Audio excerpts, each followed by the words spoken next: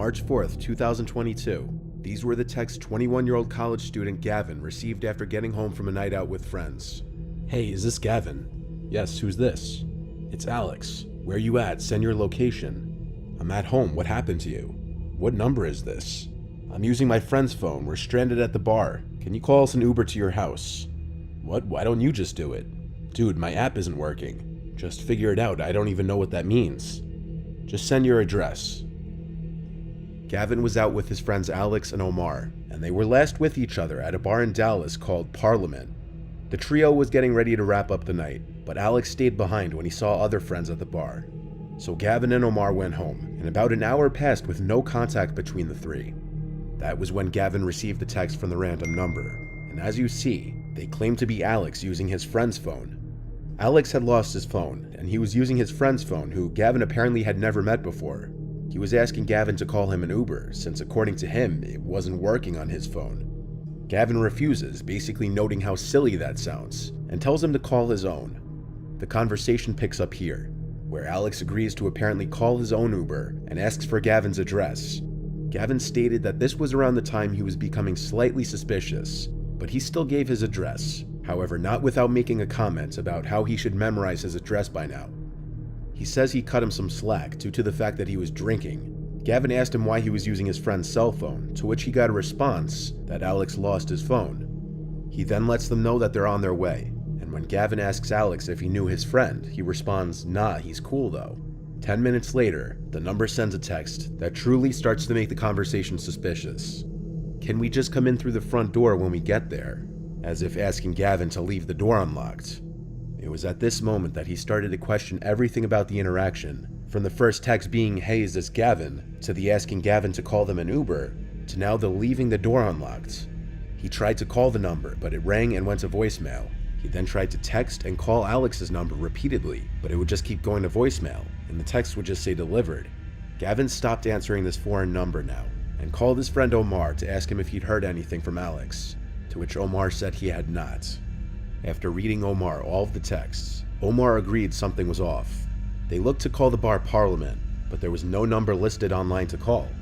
Around this time, the number texted Gavin again, saying, "We're here, open the door." Gavin went to his door and looked through the peephole of the door. There was no one in immediate view though, which maybe at first would have implied it was all a prank. But when there was a knock at the door, Gavin checked the peephole again. There was still no one on the other side. Reality of the situation was setting in now for Gavin, as this was no longer just texts on a screen. Someone was actually on the other side of his door. So he asks, "Who is this?" Straight to the point. They reply with simply, "LOL." Gavin asks again, "Who is this?" And they reply, "Open the door." So instead of answering again, Gavin calls the police. The knocking persists for a few minutes, in long intervals. Then it stops for good when the person or people on the other end realize Gavin was onto them. Gavin went on to DM one of Alex's friends who he was hanging out with after he and Omar left. And almost instantly, the friend DM'd him back explaining that he, Alex, and their other friend were jumped by a big group of men in the street. They were all badly injured and went to the hospital. Alex's phone had been stolen, while one of his friend's wallets and phone was stolen. Alex not having a password on his phone meant all of his info and conversations were accessible. Alex's friend helped him in getting his phone locked. The police report that Gavin would get from the police who came to his house would later help Alex in getting his service provider to replace his stolen phone for him. The lack of a password on the phone meant the thieves were able to gain information such as Alex and Gavin's conversation, where they would deduce that Gavin was home alone and an easy target. So if Gavin didn't catch on to the suspicious situation, he may have been opening his door to 2 or more people ready to attack him too and rob his house. The phone number that was being used to text Gavin turned out to be another stolen phone, therefore didn't help in finding the thief. The case regarding finding the thieves and assaulters remains open. These texts were received by an anonymous viewer, from his dad's ex-girlfriend who will be named Kathy for the purpose of this recounting. The viewer will be called Rob. The reason Rob's dad ended things with Kathy was because of her increasingly erratic and delusional tendencies. Her mental health was declining for unknown reasons. Rob's dad was dating Kathy for about half a year, and Rob's grandparents both passed away during that time. Rob's dad wasn't very open at first about how Kathy would start acting all paranoid about his son's dead grandparents, about how she believed they placed a curse on her. Rob's dad cut ties with Kathy when the delusions got too ridiculous. Rob was left in the dark for the longest time about Kathy's delusions though, presumably out of embarrassment for having spent so much time with a supposed nutjob.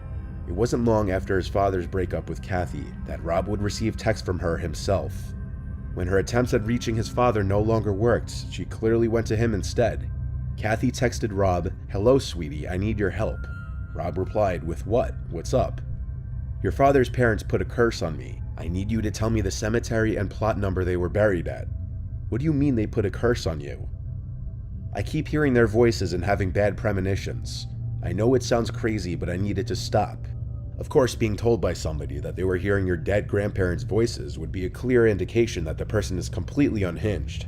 So Rob went to show his dad the texts. His dad laughed and told him to just ignore her. Rob says that instead of blocking her though, he just let her continue to text him to see how crazy her text would get. She followed up later that night with, "I need to exhume their grave. If you help me out, I will sleep with you. I know you've always checked me out whenever I was in your dad's house." Rob still didn't answer, and the next day, her text got a little more graphic. Rob showed these texts to his dad, and this time his dad was not amused. He called Kathy and screamed that he would be getting a restraining order if she didn't stop. When he hung up, she kept trying to call until he ended up blocking her number. That same night, while Rob's dad was asleep, Rob was still in his den watching a show when he heard the doorknob jiggling. He went to look through the glass atop the door and saw Kathy fiddling with a knife in the key slot of the doorknob. She looked up at him and through the glass and started pleading with him to let her in. Rob called for his dad, and she started to scream no. When his dad came to the door, he screamed at her and then went to call the cops. Kathy would scream back constant obscenities and threats, waving her knife in the air. She didn't leave, and police arrived to her still at the door with knife in hand. Based on her coming to their house with a weapon and not leaving when asked, she was arrested, and Rob's dad filed for a restraining order against her. Clearly, Kathy was more than just delusional and was starting to suffer from some sort of mental illness, such as paranoid disorder.